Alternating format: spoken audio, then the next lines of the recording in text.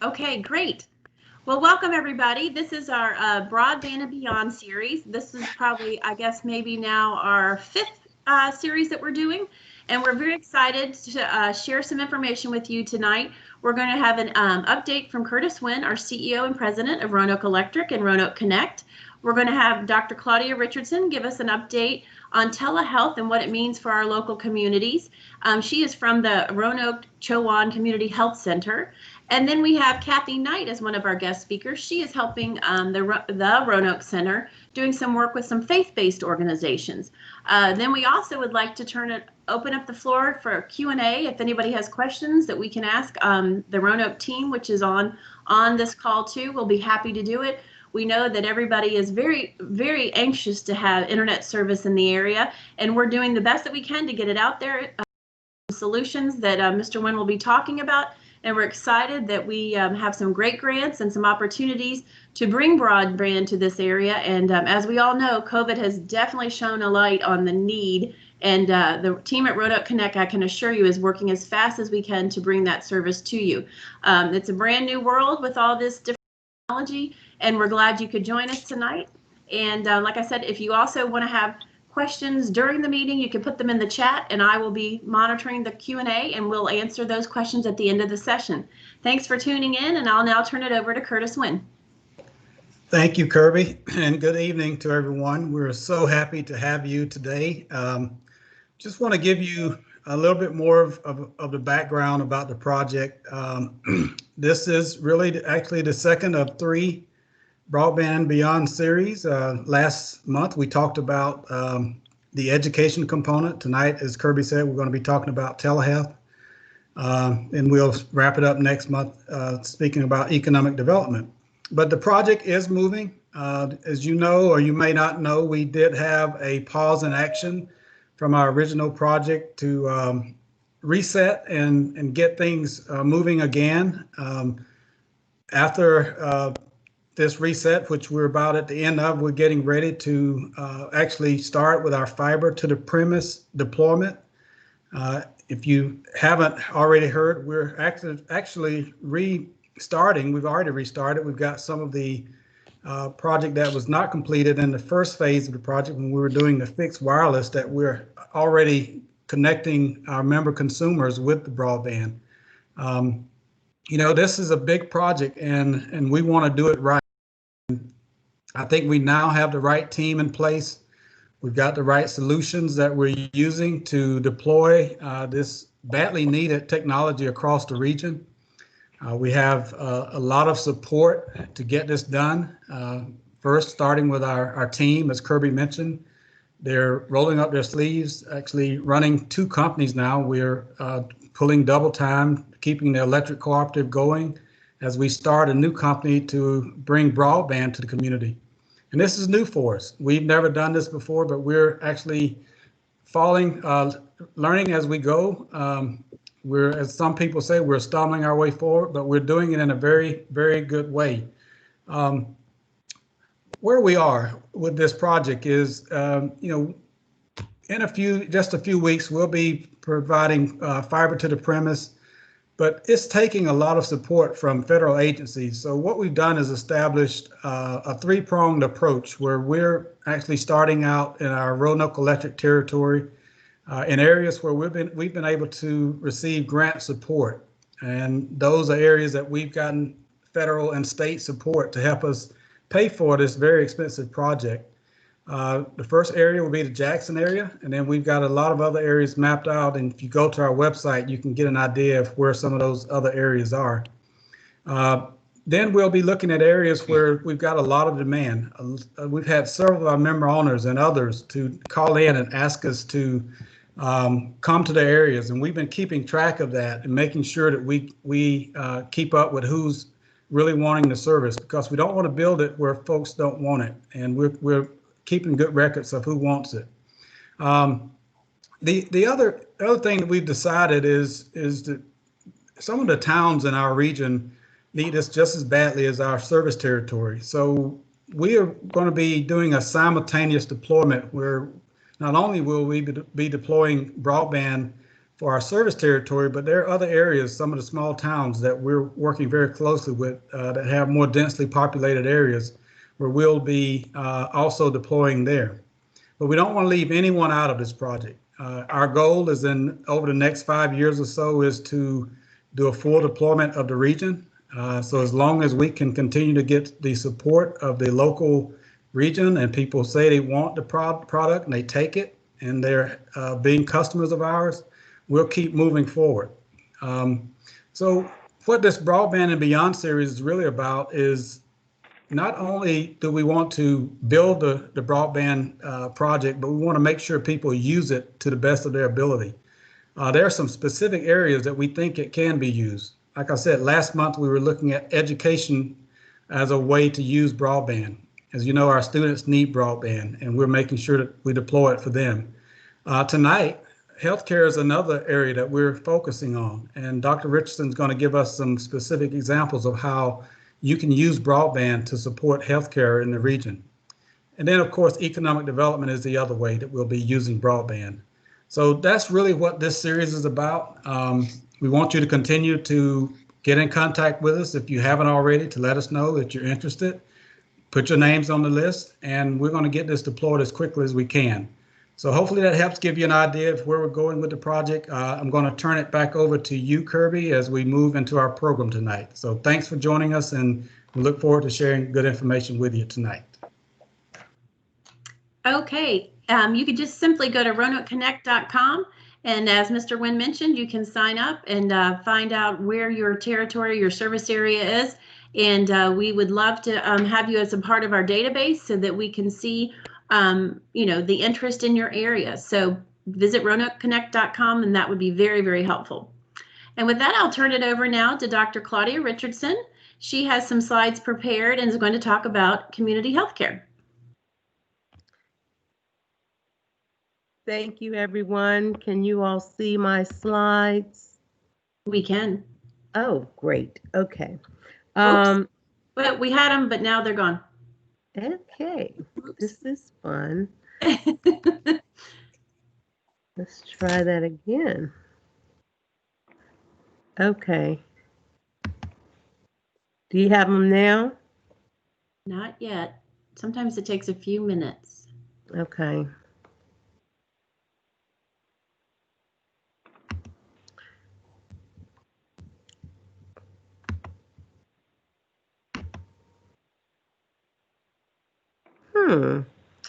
You know, was that, I think your desktop, you just need to share, if you go to the box with the arrow up. Yeah, the upload copy, it says I've already shared that with Teams. You know, I don't know if it's got something to do with just being outside of Teams. There it is again. There you go. It's up now. Okay, great. Okay, great. So first of all, I want to say that I am a member and I'm so glad to hear my name should be at the very top of your list of people who call and ask if where you are in the process of getting broadband. Do you still have it? No, okay. I think we just lost it again. Okay. We'll put you at the top of the list. Okay. All right, let's try this again. Okay. Anyway, telehealth. Telehealth has several meanings, and I really wanted to start with what those different meanings are. First of all, there's telemedicine. I am so sorry. I usually don't have these kind of technical difficulties here. Okay. Do you want me to try to share it, Dr. Richardson? Yeah, can you do that? Okay, Because I don't think sure. it's gonna work with what I was trying to do anyway. Um, yeah, there we go. Thank you, Brittany. Okay. So No what problem. is telehealth? Thank you. It's a tool for enhancing health, public, and health education delivery and support using electric communication and information. And the big picture about this is that it's about providing and receiving healthcare services at a distance or remotely. Next slide.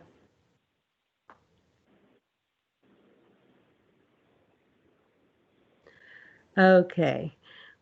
So, you know, telehealth, telemedicine has been around for a very, very long time.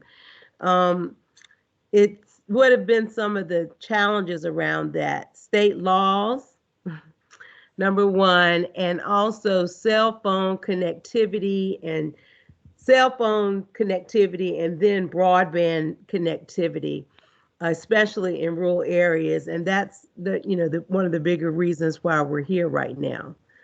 Next slide. Okay. Um, Before moving on to that, just so I moved here in 1993, and in about 1995, um, dermatology, telemedicine was happening right there at Roanoke Chowan Hospital. Dermatology is an easy type of telemedicine to provide. The patient would come in, the nurse would room them, they would have, show whatever was going on with their skin, and a diagnosis was made and medication was prescribed. Also, that was way back in 1995. Another area of medicine that has moved quickly with telehealth is psychiatry, and that's throughout the country. And what motivated that was a paucity of providers. So that was one area where we felt like people could really use the medium of virtual visits so that they could have that level of psychiatric care. What did the pandemic do? Well, the pandemic, of course, kept patients away. Everyone was scared to even be close to other human beings. Um, but we, as medical providers, remain concerned about our patients and what they're not interacting with them, not keeping their maintenance um, care was going to do. We're going to have delay. We already still will have delay in diagnoses of certain things, but not only just to provide good care to the patients and the patients to have a good outcome, but also we had to consider the possibility of surge for our hospital. So we didn't need our patients getting out of control of their chronic diseases because they weren't getting care and then going to the hospital that was overwhelmed by COVID issues that we didn't know about. So we recognized that, of course, we had to hope that our payers would recognize that as well. So Medicaid and Medicare temporarily removed the barriers to care for primary care and for some specialist visits. Also, some third-party payers such as Blue Cross, Blue Shield have done the same, but we have to realize that this is temporary. Although I say it's temporary, medicine will never be the same because of this. Uh, we don't know what payers will allow and what they want to allow, but it everyone is saying it will not be the same. The hope is that patients will have options for whatever type of problem they're having. And and because they'll have options, they'll engage with the healthcare system more frequently or appropriately. Next slide.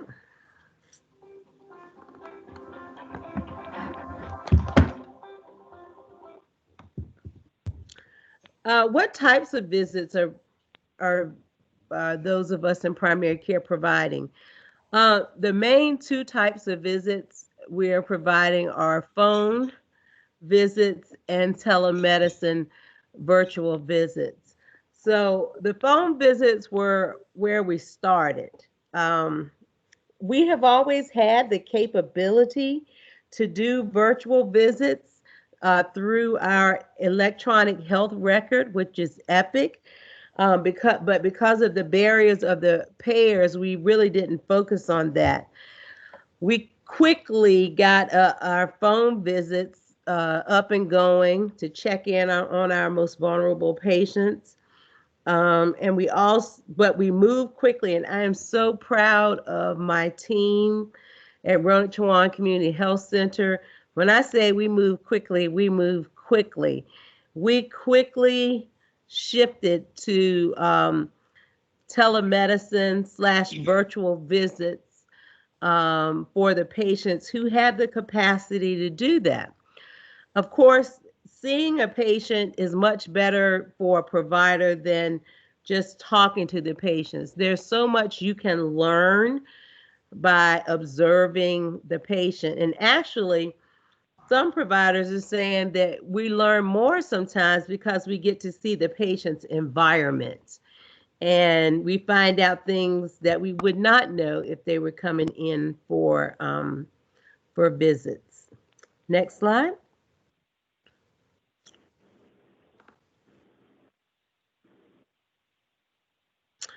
So I think this was an earlier slide, but these are the different kinds of quote unquote telemedicine that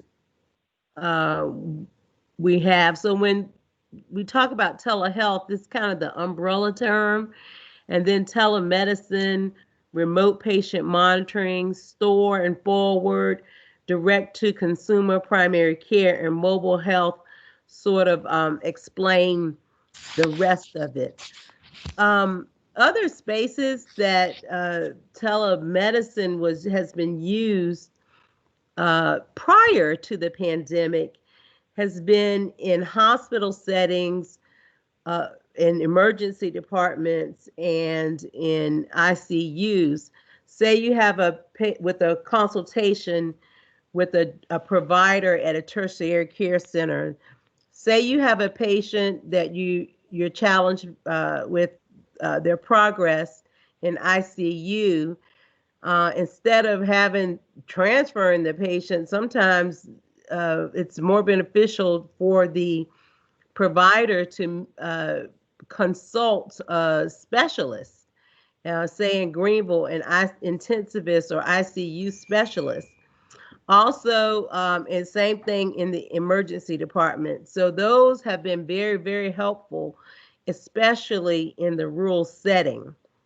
Remote patient monitoring is something that Roanoke Chowan Community Health Center has been offering for many, many years. I think at least 10 years, maybe even 13 years, where for some of our sicker patients, we can have a scale, blood pressure cuff, blood sugar monitor that can be uploaded for a nurse to view regularly.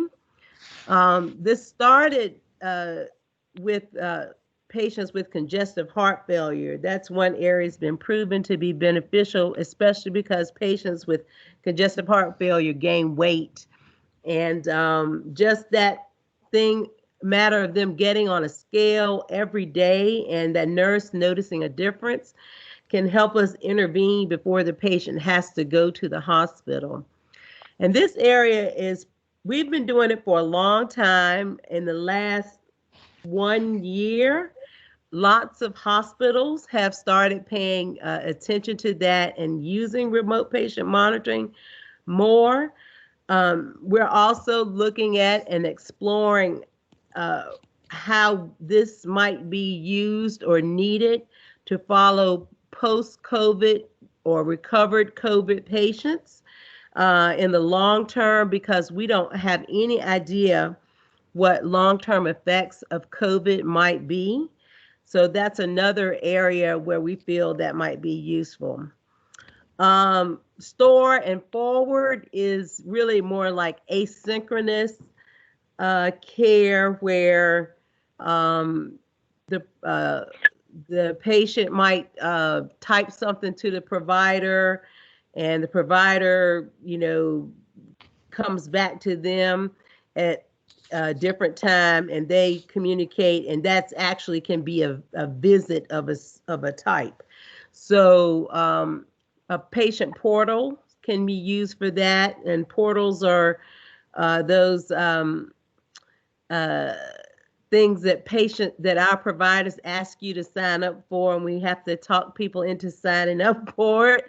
But a great way for you to communicate with your provider, including updating your history prior to your visit. That will shorten your visit time in the office. To request refills, to schedule appointments, all of that. So the patient portal has been a huge asset. We signed up a lot of people during this pandemic for the portal, especially because for our virtual visits using our electronic health record, we actually use the portal, and it launches right from the record or from the visit. So I encourage you and to encourage others to please use the patient portal at your provider's office. It will save you time in the long run. And of course, direct to consumer, those are just regular virtual visits that we do primarily through our EHR and a Zoom app. However, one of our challenges, again, cellular phone coverage, broadband coverage in the rural area, and also sometimes technology challenges with the Zoom. We do have a couple of other options. Doximity is one of them, where a patient can use their cell phone and the provider use their cell phone, but the Zoom is preferred. And the final thing here is mobile health apps. Gosh, we look on TV and we see all of these specialized areas. One I think of is, for birth control pills, which Planned Parenthood has been doing for a while. And also the erectile dysfunction commercials, those are app-based. And especially our younger population, they really like having access to their providers. And many companies actually provide that for urgent care things for their employees. More to come with that, though. That is an area of excitement right now, especially I think Apple has a pulse oximeter app, and heart, being able to tell heart rhythms and all that. That's just going to keep growing, and it's so important. But we do need to have good cell phone coverage and broadband, for those things to be realized. Next slide.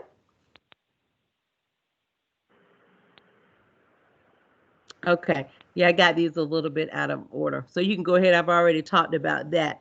The other, next slide. The other thing I wanted to mention was radiology. Radiology has been using telehealth for a long time as well.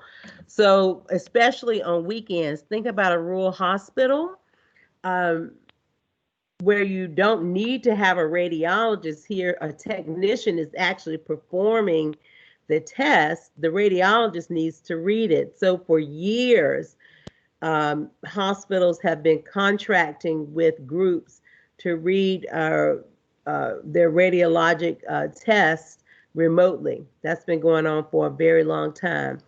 So I thought I would be able to show you all an example, but I don't think that I will because of it was on a fake patient and all that, but I don't think I'd be able to do that in Teams. I might have been able to do it in Zoom, but I don't think I'll be able to do that with Teams. But as I said before, the benefit of the virtual visit over the phone visit, obviously, is that the provider can actually look at the patient and ask, see the patient walk, ask the patient to show them their ankles, looking for swelling, see how they're breathing, and it's just overall more beneficial for the patient and the provider. Next slide. We've already talked about remote patient monitoring. I will also say that during COVID, one of our biggest concerns was something called silent hypoxia, which is new. We learned this as the disease came on, where patients can look okay, they can look good, positive, COVID positive patients, but their oxygen levels are low and they don't know it. And then they can quickly crash and need to be intubated. So with our case management services, we offer patients a pulse oximeter to check their oxygen, to try to catch that before they know it, because patients can rapidly, and I mean rapidly, decompensate with the lower oxygen and not even have any signs of it that they recognize right before that. Next slide. Yeah, I've already talked about that. Next slide. Okay, and you can keep going. Okay. The one thing I did want to mention about the mobile apps, so so fascinating, when I was working at Planned Parenthood a few years ago, we had started working with mobile services there, and a friend of mine was the medical director of our mobile services, and she was in Paraguay. She used to be in Baltimore, and she was in Paraguay providing these services for patients who needed it, like especially for like UTIs and simple things. So the world is just wide open for how we can help patients, especially in our rural areas when we have these connectivity things ruled out, and especially as our populations in many of our rural areas age. And we know they won't have their grandchildren in their house to show them how to get on. So we have to make things as simple as possible. What will happen after the pandemic? Bottom line, we don't know. Everyone feels strongly that we will not practice medicine exactly the same way. We hope that we'll be able to provide the right kind of medicine at the right time in the right way. And that's what we're all shooting for. Thank you for this opportunity. And again, I'm at the top of the list because I need broadband also. And thank you, Roanoke Electric, for all that you do. I appreciate your work. Well, thank you, Dr. Richardson. Thank you for the updates. It was very interesting to see how this technology is used to help our communities in these rural areas. And we will definitely put you at the top of the list. We will put you in our database and make sure of that. There weren't any questions, but let me open up the floor to see if there are any questions. Does anybody have anything for Dr. Richardson? Okay, well, we'll go on to our next speaker, And if they do have some questions, I'll let you know. But I'd like to turn it over now to Kathy Knight, who is working on behalf of the Roanoke Center. And Kathy, there we go. There's your slides. So I'll turn it over to you. Thank you, Kathy. Hi, everybody. I'm glad to be here and finally get it correct. Dr. Richardson and I will be together on the top of the list. It'll be a few of us, Dr. Richardson, myself, and Reba. So we're all waiting with bated breath. We can't wait to have it. Anyway, I am glad to be able to talk to you all about our faith energy programs. We're starting this new, but I've found out since we started that some churches have already been able to take advantage of this, so it's really exciting. We need to make sure that people understand what goes on when you are a member owner of an electric cooperative, as opposed to just having a provider of electricity to whom you just pay a bill. And they make decisions in some nice corporate boardroom, but you have nothing to do with it. However, I am a member owner and I'm proud of it because we have a say in what goes on with our Roanoke Electric Cooperative. Our cooperative is run by our board members who are from our communities. They're our folks. They're reachable. They're not sitting somewhere far away from us. Anyway, so it's really exciting to be able to do things with the cooperative. And next slide.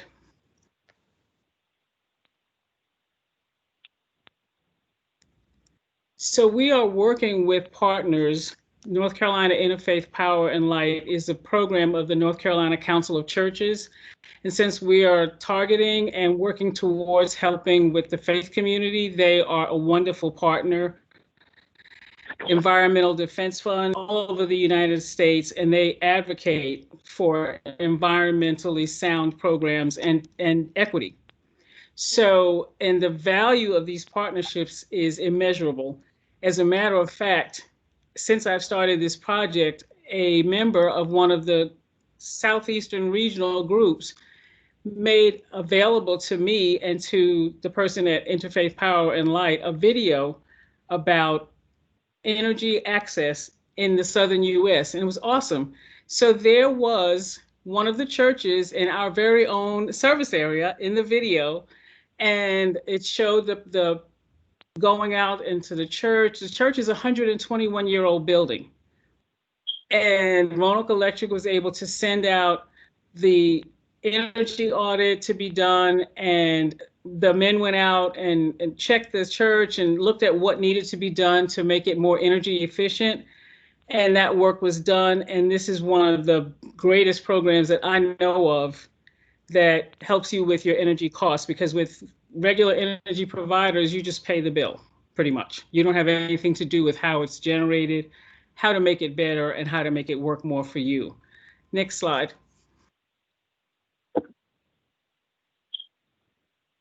So one of the things that I'm trying to find out is we are identifying which churches are member owners of a Roanoke Electric Cooperative. And we are also trying to get across if people are aware of the benefits of your member owner status. Again, as I said, it does mean that you have a say, you have options, there are things being done on your behalf to help you save on your energy costs. Energy costs are things that we have to bear. They're right up there with, daily living, housing, and everything else.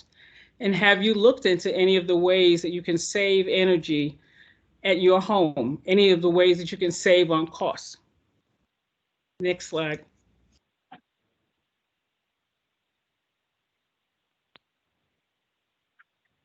So we know that in our area, we have so many churches in our service area. And this is an unprecedented time. As Dr. Richardson said, in this pandemic, there are so many things that just day-to-day things that we can no longer just do. We can't do outreach in the traditional ways. Whereas I would be visiting a church here and talking to a pastor here, I can't do that. All of our outreach has to be done differently. Churches are having services outside or virtually, and everybody is just doing the best that they can. But we also know that the cost of operating the churches goes on. Even though many of the members who contribute to the cost of operation have lost jobs, have all kinds of new expenses, parents who can't get to work, children who can't go to school. It's just an unprecedented time. So we are really interested in being able to help make it through this any way that we can with regard to your energy savings. And if you're interested in finding out more about Upgrade to Save or getting a free energy assessment, please contact us. If your church is a member of Roanoke Electric, by all means, check it out. Find out, let us know. We'll be happy to talk with them. Next slide.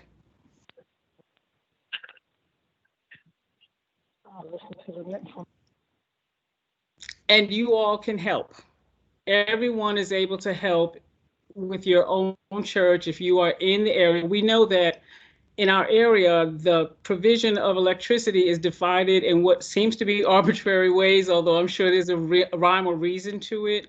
But you may go to a church and your church may be a member owner, but your energy is provided by another company. The person who normally sits next to you may have yet another provider. But if you do find out that your church is a member owner, please let the church officials know that we will be very soon to let them know about the programs that we have to benefit the congregation. Money is just tight everywhere as a result of this pandemic and the situations that have arisen. So there is a number here at the bottom for my colleague, Patrice Jordan at RoanokeElectric.com. You can contact her and we will get the information to you as soon as we possibly can, and we are happy to help. From what I understand with the video that I saw, there was one of the individual members of that church who had Upgrade to Save done at his home.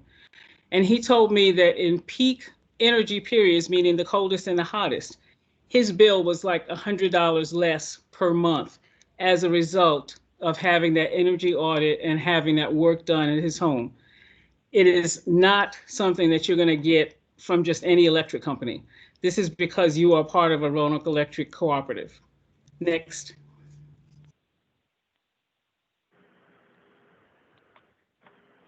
So finally, make sure that you talk with your neighbors and your friends. Member owners don't just pay the light bill.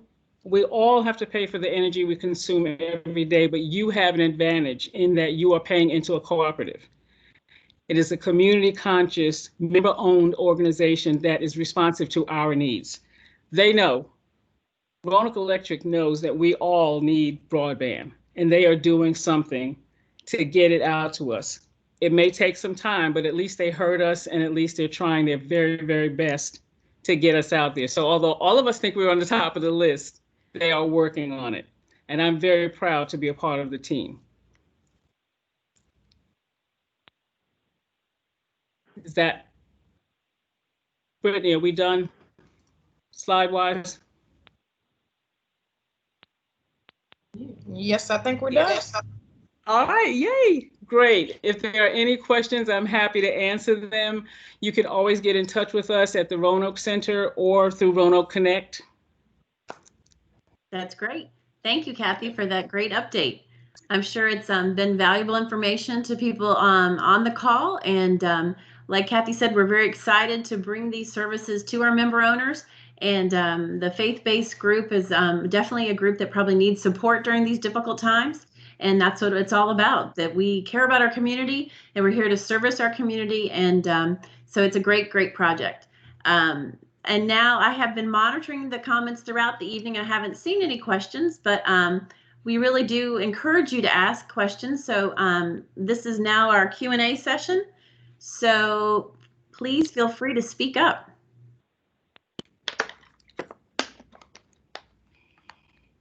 We have quite a few guests on the line. If anyone has any questions, we're here to answer it and address your concerns.